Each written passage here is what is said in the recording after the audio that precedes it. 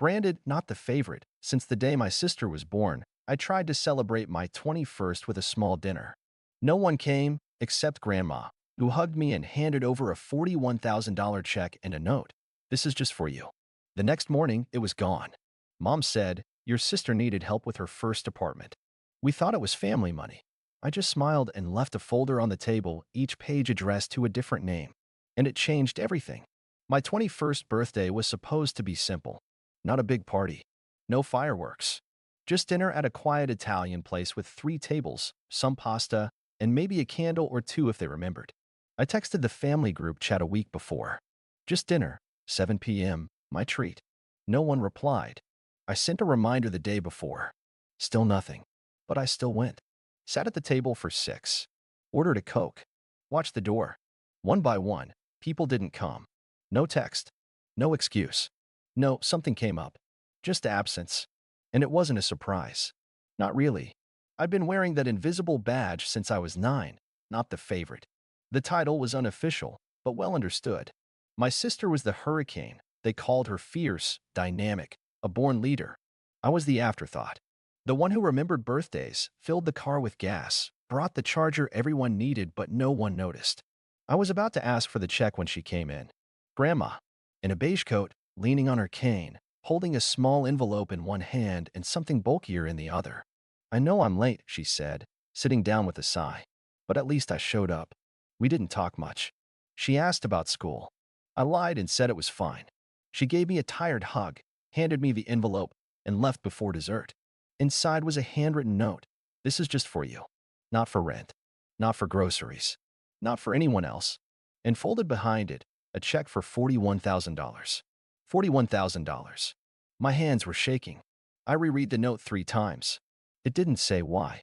It didn't need to. For once, someone had seen me. Really seen me. I didn't sleep that night. I laid in bed staring at the ceiling, planning. Maybe I'd finally get my own place. Maybe I'd start the thing I'd been afraid to start. I felt like I could breathe for the first time in years. But by morning, the envelope was gone. I checked the counter, the trash, even my jacket pockets. Then my mom came in, holding her coffee like a casual grenade. Your sister needed help with her first apartment, she said, without looking up from her phone. We thought it was family money. No apology. No conversation. Just a redistribution of my future. I didn't argue. I just smiled and walked upstairs. Grabbed the folder I'd prepared a year ago and never used. Inside were 12 letters, each page addressed to a different name. Each one clear, final, and long overdue. Then I walked back down and left the folder on the kitchen table. And that's where everything started to change.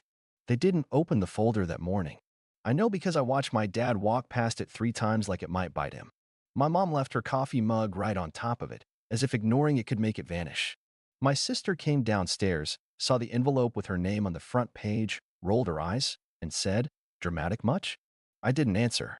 I was already packing my bag. I moved out that same day. Rented a 1-bedroom on the edge of town with peeling paint and the kind of plumbing that groans at night like it's haunted. It wasn't much, but it was mine. Paid with what little I had left in savings. The check? Gone. And not just the money, the meaning of it. The message. This is just for you. But it wasn't. Nothing ever was. They all had their story about me. Mom's version. I was too sensitive, took everything personally. Dad's version. I was selfish, couldn't see the big picture. My sister's version. I was jealous. Of what? I never figured out. Maybe the applause she got for breathing. But here's the truth. For 5 years, I paid. Quietly. I covered my sister's tuition when she forgot to apply for aid. I paid the deposit on her car when she decided she needed independence. I co-signed her lease because, according to Mom, we take care of each other in this family. But each other always meant me taking care of them. When Dad's hours got cut, guess who picked up the mortgage for a few months? When Mom's medical bill came in and she didn't want Dad to know, guess who Venmo'd her in silence? Me. And every time I did, they found a way to remind me I was still somehow disappointing them. Why don't you come to church more? You should call your grandparents. You've gained weight. You still single? You work too much. You don't smile anymore. They never said thank you. Not once. Instead, they said things like, it's what family does. But it wasn't what family did. It was what I did. They just received. They expected. They consumed. My sister lived rent-free for 2 years while calling me emotionally immature in group chats she forgot I was in. Mom once told me, we all have our roles. Yours is stability, like I was some living, breathing utility. And when I finally stopped, when the money stopped flowing, the illusion shattered fast. Mom called the day rent was due. No hello. Just, did you forget to send it? I said, no. I remembered not to. She called me cruel. Dad left a voicemail that was basically a sermon about loyalty. You're punishing your own blood over some check? And my sister? She texted, you're ruining everything. Do you know how this makes me look? Like that was the concern. I ignored them for a week. I needed to see what would happen when the well dried up. The answer? Chaos. Within 10 days, they turned on each other. Mom blamed Dad for not stepping up. Dad blamed Mom for raising a daughter who couldn't budget. My sister blamed both of them and started posting vague quotes online like, sometimes family is just a social construct. I laughed harder than I should have. Then they found the folder. Each letter was surgical. Clean. I wrote them months ago when I first realized I was suffocating. They weren't angry, just factual. I listed the totals, how much I'd paid, for whom, and when. I wrote what I was no longer doing. And most importantly, why. I'm done financing disrespect. 12 versions of that line, each tailored for the recipient. My cousin got hers and texted, this is cold. I replied, not as cold as being laughed at while I paid your parking tickets. She blocked me. The rest didn't reply. Silence, at last. But silence has weight. It presses on your chest. It tells you what words never will. And after 2 weeks, that silence broke, not with an apology, but a threat. If you don't help us, my mom said, your sister might end up homeless. And all I could say was, that's between her and her choices. That's when they knew. I wasn't coming back. Saying no felt like falling off a cliff. But the ground never came.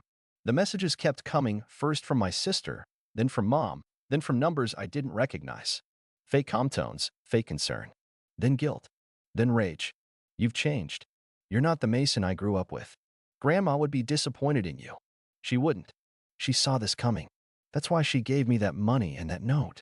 She knew they'd take it. Knew they'd say family money, like I wasn't part of that definition. 3 weeks after I cut them off, the calls changed tone. My dad, normally too proud to ask for anything, left a voicemail like he was reading from a hostage script. Son, we just need a little help. We're in a bind. Just until things level out. Then, right at the end, he broke character. This is still your family. You owe something. There it was. Oh. The word hit harder than I expected. Not love, not miss, not care. Just owe. Like all those years I was paying their bills and taking their insults was some invisible loan I was now defaulting on. I called him back. Not to explain. Not to justify. Just to say this. No one owes respect to people who mock them and take their wallet on the way out. Click. He didn't call again. The next bomb dropped 2 days later. A text from my sister. The landlord's filed eviction. We have 7 days. I let it sit unread. 12 hours later, another. We're crashing at Mom and Dad's. It's humiliating. Ethan's pissed. Thanks for nothing. So there it was. The great fall from grace.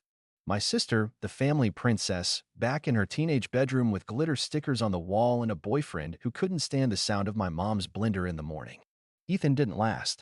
My cousin told me he packed up and left 2 days in. Said the house gave him a migraine. He called it a museum of passive aggression. He wasn't wrong. I imagined him dragging his duffel bag past the family photos. The one from my sister's graduation front and center. My college photos? Never even framed. Not once. Meanwhile, my mom was melting down. She sent me a voice message that sounded like a mix between prayer and threat. We were counting on you. You said you'd help us get through this season. This season. Like I was a harvest they'd planted and were mad the crops didn't come in. So I replied, season's over. The soil's dry. I thought that would end it. But they always had one last card, pity. My mom invited me over for dinner. Said she made my favorite. Just come. We'll talk. No pressure. I said yes. I wanted to see how far the cracks had spread. When I walked in, the house felt wrong. Dimmer. Quieter. Not because it was peaceful, but because it was waiting. Like a set before the actors arrive. My dad sat with a stack of bills beside his plate. My mom tried to smile, but it came out brittle. My sister didn't show up. Headache, they said. Sure. They made small talk. Work. Weather. That new show on Netflix. I gave short answers. I was waiting. Finally, my mom leaned in. We're struggling. There it was. The confession wrapped in manipulation. Not, we're sorry. Not, we messed up. Just, we're struggling. And then she asked the real question. If you could help, just this once. I cut her off. Calmly. Clearly. You mocked me for being quiet, for being boring, for not being enough. While I was paying your rent, her car, this mortgage. And the minute I stopped, suddenly I'm cruel? No. I'm just tired. My dad tried to say something. I stopped him. You don't get to beg from someone you won't even look in the eye unless there's a transfer coming. The silence was deep. Hollow. I finished my water, stood up, and said, 1 month from now, I'll host something. One last thing. And I'll tell you what happens next. Whether I help again or never speak to you at all. That's the deal. My mom didn't answer. My dad just nodded, like he knew the deal wasn't in his favor. I left before dessert. Stopped at a drive-thru on the way home, burger in hand, sitting in silence. And in that moment, I felt something I hadn't felt since I was a kid. Not rage. Not revenge. Control. For the first time, I wasn't the safety net. I was the storm. I didn't tell them what the picnic was. Just sent a message in the old family group chat. Same one they ignored on my birthday. Picnic. Saturday. 1 p.m. The old park. Just us. No emojis. No explanations. I knew they'd come. Not because they cared, but because they were curious. Because they were hungry, not for food, but for control. They thought it was an ambush or a soft apology. Maybe they believed I'd show up with checks like last time, pretend nothing happened, and return to my role. The quiet donor. The walking wallet. The family joke who paid for the punchline. They were wrong. I arrived early. Set up a folding table, 5 water bottles, and 1 paper bag with sandwiches. No decorations. No chairs except one. Mine. They came dressed like it was Easter brunch. My sister in a cream dress with heels she couldn't afford. My mom with her hair done and her best fake pearls. My dad wore cologne so strong I smelled him before I saw him. They smiled. Too wide. I didn't. We sat. Awkward, circular silence. I let it stew. Then I dropped the folder on the table. 3 envelopes. My sister grabbed hers first, eyes already narrowing. What's this? A bill. An offer. She opened it. Read one line. Laughed. You're kidding me. A job? A part-time assistant at some clinic? That's your big reveal. No, I said. That's your chance. She shoved the paper away like it was toxic. You're not serious. I am. My mom opened hers slower. Read every word like she expected a catch. A soup kitchen, she said, voice tight. You want me to chop carrots with people who talk to themselves? No, I replied. I want you to do something useful. Instead of waiting for me to pay your bills and then tell everyone how ungrateful I am. My dad didn't open his. Just stared at the envelope like it might explode. What is this, Mason, he said. Some twisted power trip? No. This is the first time you've all been offered real help instead of money. And you're angry because it means you have to show up. My sister stood. You're sick. You're trying to humiliate us. No, I said, standing too. You did that yourselves. I'm just the first person who stopped pretending you didn't. And that's when it happened. The twist no one saw coming. My grandmother walked out from behind the old gazebo. She'd been there the whole time. Quiet. Watching. Same beige coat. Same cane. Same eyes that saw through everything. She walked toward us like the ghost of better judgment. And then she spoke. Mason told me everything, she said. About the money. About the check. My mom flinched. You had no right, Grandma said coldly. That money was mine. It wasn't family money. It was a gift. To him. My mom tried to speak. Grandma raised her hand. Silence. I'm the reason we're even having this picnic, she continued. Because I told Mason, if he was going to draw the line, you better carve it in stone. She turned to my sister. You stole from him. Then laughed behind his back. To my dad. You watched it happen. Then blamed him for being angry. To my mom. You raised a daughter who thinks money comes with entitlement and a son you thought would never fight back. And then to me. She handed me another envelope. Read it. I opened it with shaky fingers. Inside, a deed. To a small cabin out in the woods. Paid in full. I sold my house last month, she said. Moved into assisted living. No more garden. No more repairs. And I knew, they'd try to take from you again. She looked at the rest of them. This is the last gift I'm ever giving anyone. And I'm giving it to the only person in this family who knows what it means to earn something. No one spoke. My dad looked like he'd swallowed sand. My mom's mouth opened, then closed again. My sister just stared at the grass, stunned into a silence she hadn't known since middle school. I put the envelope in my backpack, and then I said the last thing I needed to say. You mocked me. I paid your rent, your mortgage, your mistakes. That's over. From now on, if you want help, start with yourselves. And leave me out of it. I grabbed the sandwiches and left them with their envelopes, their fake pearls, their too loud perfume, and their stunned silence. I walked away, not angry, just finished.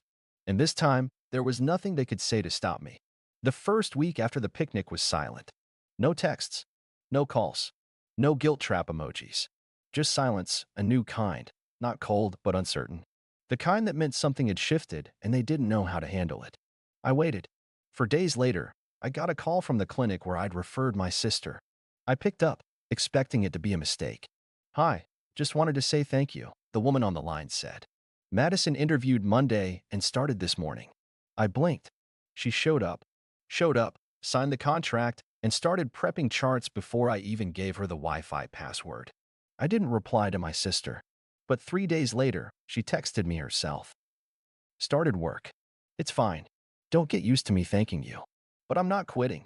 So there. Just like that. No emojis. No manipulation. No defense. Only something sharp and new. Accountability. I reread the message 3 times before locking my phone and going for a walk. I didn't need to say anything. She wasn't looking for applause. Just acknowledgement that she'd stepped into a new version of herself. Next came my dad. His message was short. That warehouse job still there? I sent him the number. He answered with a single word. Thanks. No guilt. No bargaining. Just, thanks. 3 days later, my cousin sent me a photo of my dad in work boots and a neon vest. Your dad's working. Like actually working. He says his back hurts, and he hasn't felt this useful in years. I laughed, but it wasn't a mean laugh. It was relief. Then came the surprise I didn't see coming, my mother. She didn't call. She didn't text. She showed up in a photo from my friend, who volunteers at a nonprofit kitchen. It was my mom, wearing an apron, sorting canned goods beside volunteers half her age. I stared at the image for a long time. No makeup, no jewelry, just her. She hadn't told anyone. She'd just gone. Quietly. Decided, apparently, that showing up in service was better than sitting in resentment. I hadn't spoken to her in weeks. But that photo said more than any call ever could. And then came the letter. Mailed. Real paper. Real handwriting. I recognized it instantly. Grandma. Mason. That money I gave you wasn't a gift. It was protection. I knew they'd try to take it. I knew they'd twist it. That's why I kept the real trust hidden. What they took wasn't the real check. I had the original canceled. The trust is intact. Still in your name. They stole a shadow. You still own the light. Enclosed is everything. I trust you'll do what I couldn't. Choose yourself. Love, always a G. Inside, a fresh trust document. $41,000. Unclaimed. Unspent. Mine. They hadn't won. They hadn't taken it. It had never been theirs. I opened a private savings account the next day. And that same afternoon, I booked a one-way flight.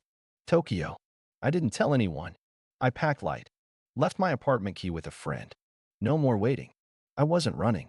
I was releasing.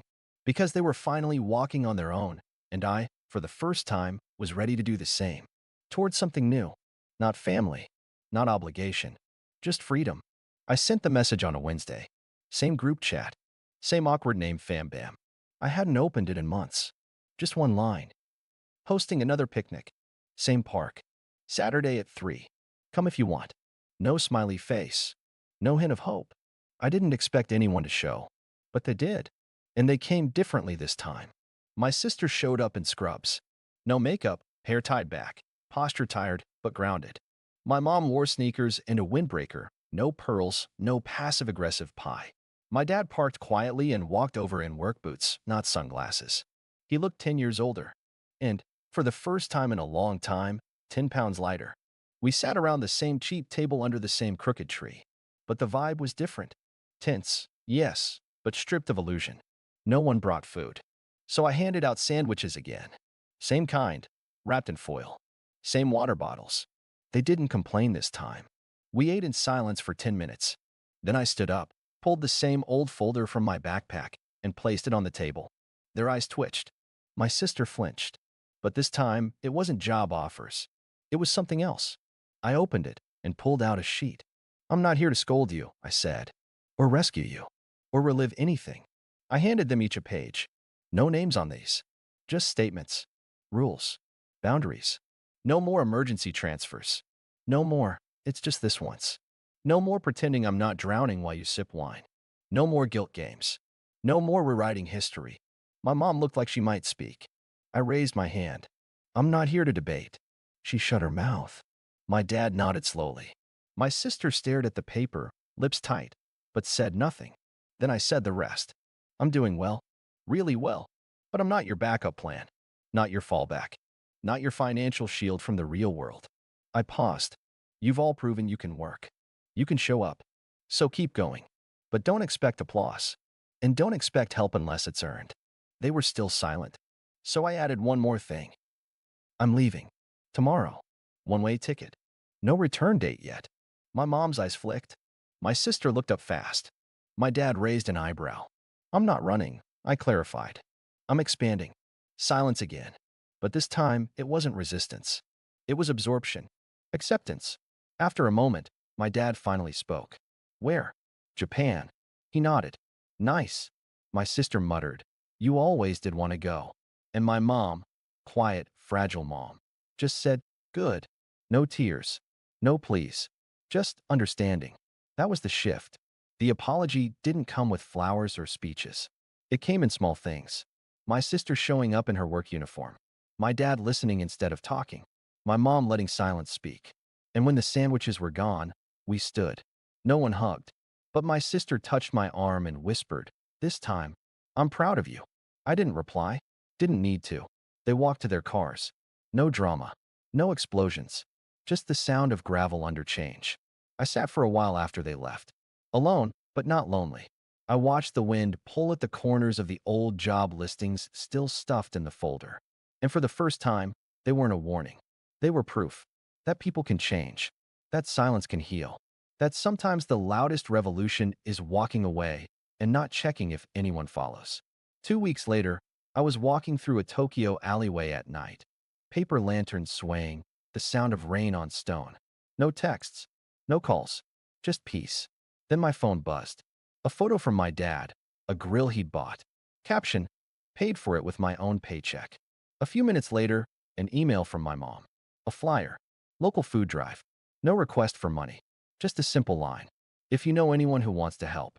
And that same night, my sister posted a selfie. In scrubs. In a clinic bathroom. No caption, just a mirror.